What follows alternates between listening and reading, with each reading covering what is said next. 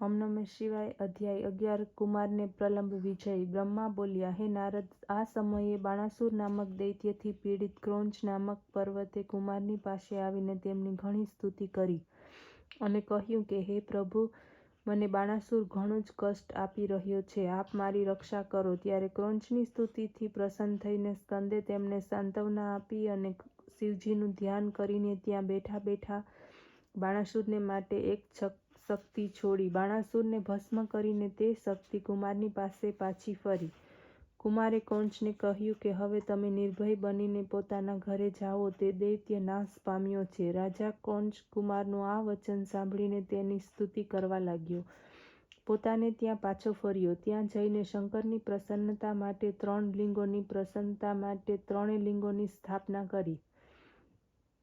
પ્રતિક્ષેશ્વર, કપાલેશ્વર અને કુમારેશ્વર આ 3 લિંગ સિદ્ધિદાયક છે. પછી દેવતાઓના ગુરુ બૃહસ્પતિને આગળ કરીને બધા દેવતાઓ કૈલાસ જવાની ઈચ્છા કરવા લાગ્યા. ત્યાં પ્રલંબાસુર દૈત્ય ઉપદ્રવ કરતો હતો. તેનાથી પીડિત શેષજીનો પુત્ર કુમુદ કુમારની શરણે આવ્યો. ગિરિજાપુત્રની તેણે સ્તુતિ કરી.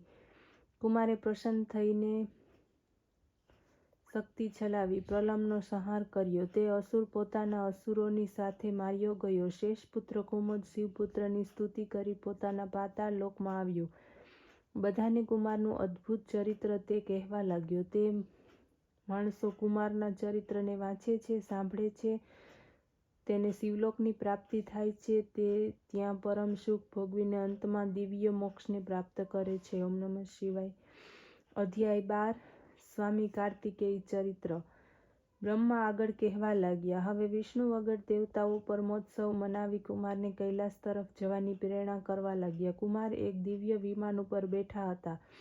પોતાની સાથે દેવતાઓને બેસાડીને શિવનો જય જયકાર કરતા તેમની પાસે આવ્યા. આનંદ ધ્વનિ સાથે શિવજીના પર્વત ઉપર તે પહોંચ્યા. વિષ્ણુ વગેરેએ શિવજીને પ્રણામ કરીને તેમની સ્તુતિ કરી. કુમાર પણ વિમાનમાંથી ઉતર્યા. સિંહાસન ઉપર બેઠા. શિવ પાર્વતીને પ્રણામ કર્યા. શિવે આનંદમાં આવીને પુત્રના મુખનું ચુંબન કર્યું. તારકાસુર શત્રુ મહાપ્રભુ કુમાર ઉપર ઘણો જ સ્નેહ ઉભરાયો. પાર્વતીને પણ કુમારને હાથ ફેરવતા તેનું માથું સૂંઘવા લાગ્યા, ચૂમવા લાગ્યા. શિવ મંદિરમાં મોટો ઉત્સવ થયો. નમસ્કાર અને જય જયકારનો અવાજ ચારે બાજુ વ્યાપી ગયો. વિષ્ણુ વગેરે દેવતાઓએ શિવજીની સ્તુતિઓ કરી. અધ્યાય 13. ગણેશ ચરિત્ર. સૂતપુરાણી કહેવા લાગ્યા કે તારકાસુરના શત્રુ સ્કંદનું આ ચરિત્ર સાંભળીને નારદજી પ્રસન્ન થયા. તેમણે બ્રહ્માને કહ્યું કે સ્વામી કાર્તિકેયનું આ અમૃતમય ચરિત્ર તો મેં સાંભળ્યું છે. હવે આપ કૃપા કરીને મંગલ શ્રી ગણેશનું દિવ્ય ચરિત્ર મને સંભળાવો. ત્યારે નારદના આ પ્રમાણેના વચનો સાંભળીને બ્રહ્માજી પ્રસન્ન થયા. શિવ સ્મરણ કરતા તે બોલ્યા, હે નારદ, કલ્પભેદથી ગણેશજી કેટલાય પ્રકારના ચરિત્રો કરે છે. એમાંથી એક વાર જ્યારે શનિની દ્રષ્ટિથી તેમનું શિર છેદન થયું અને હાથીનું મસ્તક જોડવામાં આવ્યું, તે શ્વેતકલ્પની ગણેશની કથા કહી સંભળાવું છું, જેમાં ગણેશજીનું છેદનું કૃપાળુ શંકરે જ કર્યું હતું. સૃષ્ટિ કરતા શિવજીના વિષયમાં આ સર્વ વિશે કંઈ પણ સંદેહ કરવો યોગ્ય નથી, કારણ કે સર્વના પતિ શિવજીના સગુણ પણ છે અને નિર્ગુણ પણ છે. તે લીલાથી સર્વ જગતની ઉત્પત્તિ કરે છે, પાલન કરે છે અને સંહાર કરે છે. હે મુનિ, હવે આદરપૂર્વક આ ચરિત્રને સાંભળો. જ્યારે વિવાહ કરીને શિવ કૈલાસ ઉપર ગયા પછી કેટલોક સમય પસાર થઈ ગયો. ત્યારબાદ ગણપતિનો જન્મ થયો. એક સમયે એવું બન્યું કે પાર્વતીની 2 સખીઓ પરસ્પર વિચારણા કરી પાર્વતીને જઈને કહ્યું, શંકરના દ્વાર ઉપર આપણા જે અસંખ્ય ગણો અને દ્વારપાળ બિરાજમાન છે તેના ઉપર આપણો અધિકાર છે. છતાં તેમ બન્યું છે કારણ કે અમારું મન તેમની સાથે મળતું નથી. તેથી હે ભગવતી, હે પુણ્યશીલા, એક અમારો પણ કોઈ ગણ હોવો જોઈએ. આપ તેની ઉત્પત્તિ કરો. દેવી પાર્વતીની સખીઓની આ વાત પ્રિય લાગી અને તેમણે તેની ઉત્પત્તિનો વિચાર કર્યો. એક સમયે પાર્વતી સ્નાન કરી રહ્યા હતા. નંદી દ્વાર પર બેઠા હતા. પ્રવેશની મનાઈ કરવા છતાં શિવ હઠપૂર્વક પાર્વતીના મંદિરમાં પ્રવેશ્યા. જેથી લજ્જિત બનેલા પાર્વતી જગદંબા તરત જ ઉઠી બેઠા થયા. આથી તેમણે પોતાની સખીઓના વચનને યાદ કરીને તેને હિતકારક ગણ્યું. કેટલોક સમય ગયો ત્યાર પછી પાર્વતીએ વિચાર કર્યો કે મારી આજ્ઞાથી સહેજ પણ ન વિચલિત ન થાય તેવા પુરુષનું નિર્માણ કરું. પોતાના શરીરના મેલ વડે સર્વ લક્ષણ સંપન્ન, સર્વાંગ સુંદર, મહાબળવાન, પરાક્રમી એવો એક પુરુષ નિર્માણ કર્યો. અનેક પ્રકારના વસ્ત્રો તેને પહેરાવા માટે આપ્યા, અનેક પ્રકારના અલંકાર આપ્યા, પુષ્કળ આશીર્વાદ આપ્યા. તમે જ મારા પુત્ર છો, બીજો કોઈ મારો પુત્ર નથી. ગણેશ કહેવા લાગ્યા કે તમારું શું કાર્ય છે? હું તમારું શું કાર્ય કરું?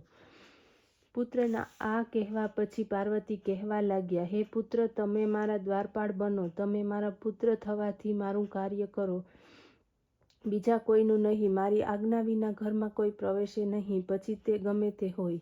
પાર્વતીએ ગણેશના હાથમાં લાકડી આપી, પુત્રના મુખને ચૂમી તેમને દ્વાર પર બેસાડ્યા. આ ગણપતિ મહાપરાક્રમી હતા. હવે પાર્વતીની સખીઓની સાથે ભય વગર સ્નાન કરવા લાગ્યા.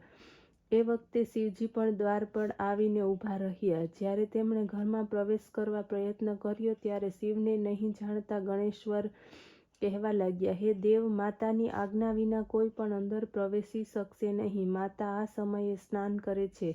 તમે ક્યાં જાઓ છો? હમણાં અહીંથી ચાલ્યા જાઓ. આમ કહેતા ગણેશ હાથમાંથી લાકડી દ્વાર મધ્યે લંબાવી. શિવજી ગુસ્સે ભરાઈને કહેવા લાગ્યા, હે મૂર્ખ, તું કોને રોકે છે? બુદ્ધિ વગરના, તું મને જાણતો નથી. હું શિવ છું, બીજો કોઈ નથી. ગણેશે તો આ સાંભળતાની સાથે લાકડી વડે મહેશ્વર ઉપર પ્રહાર કર્યો.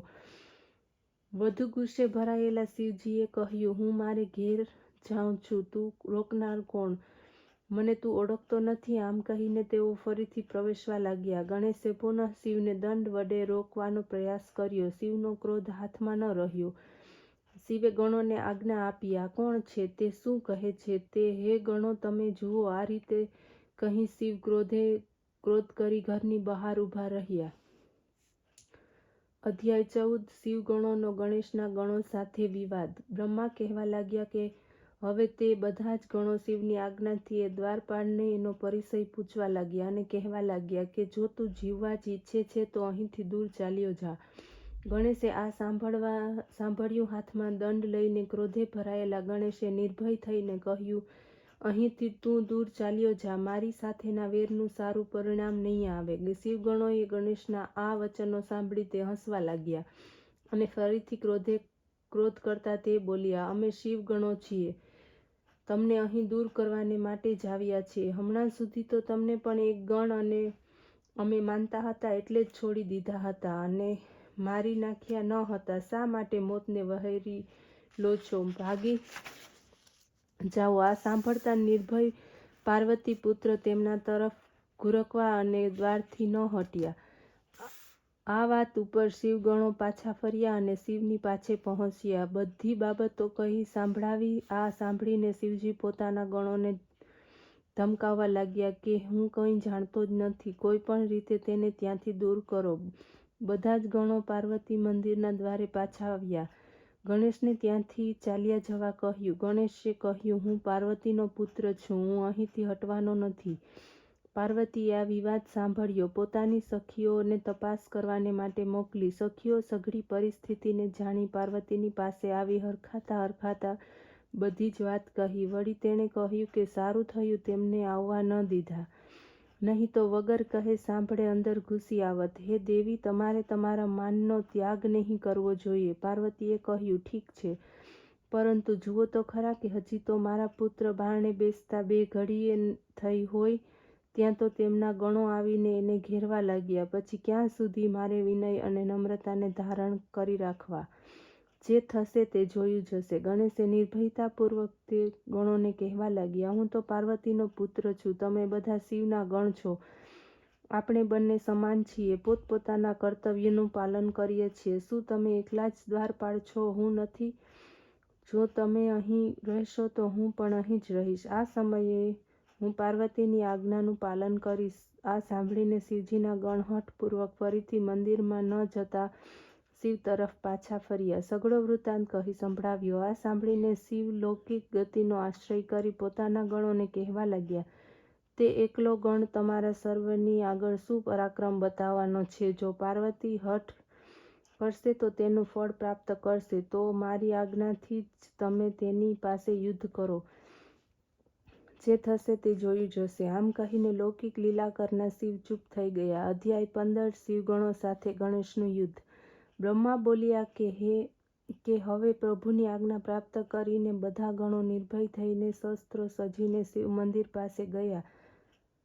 આ તરફ ગણેશે પણ જોયું કે યુદ્ધ માટે શિવગણો આવી રહ્યા છે. ગણેશ તેઓને કહેવા લાગ્યા, શિવની આજ્ઞાનું પાલન કરનાર હે ગણો, તમે આવો. હું એકલો પાર્વતીની આજ્ઞાનું પાલન કરવાવાળો છું. પાર્વતીના પુત્રોનું બળ તમે હવે જુઓ.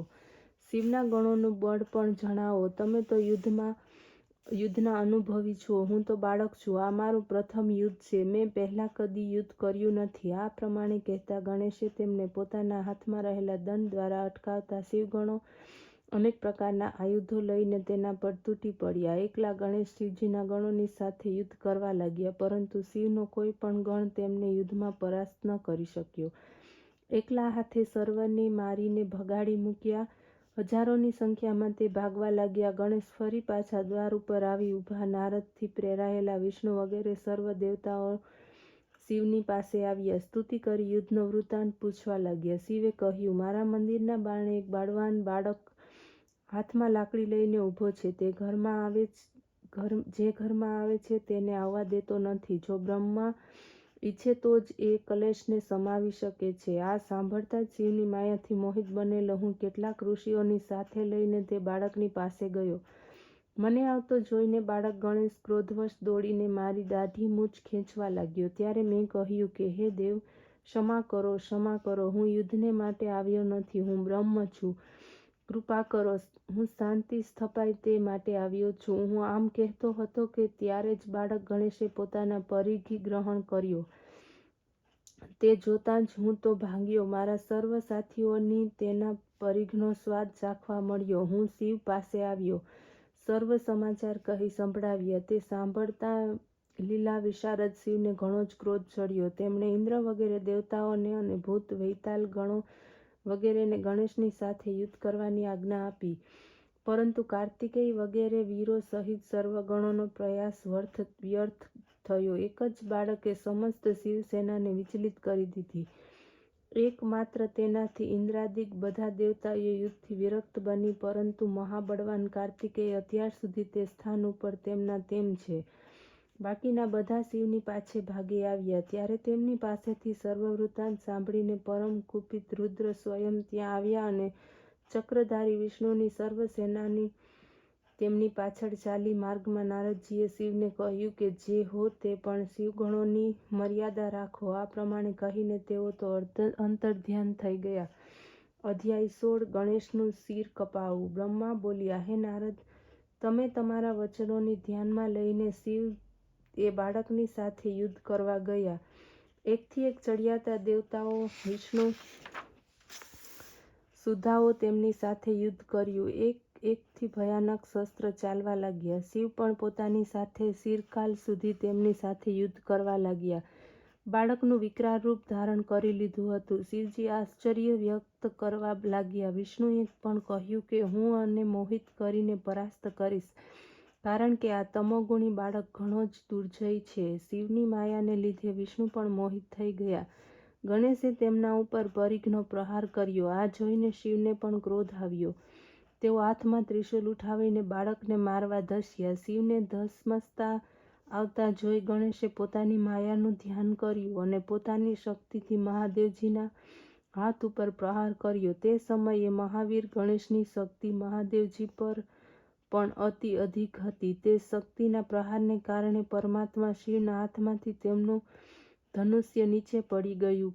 ધનુષ્ય નીચે પડતું જોઈ શિવે પિનાક ગ્રહણ કર્યું, પરંતુ ગણેશ્વર એક પરિઘ મારીને પિનાકને પણ પૃથ્વી ઉપર પાડી દીધું. પછી હાથમાં શૂલ લઈને ગણેશે શિવના ઉપર પ્રહાર કર્યો.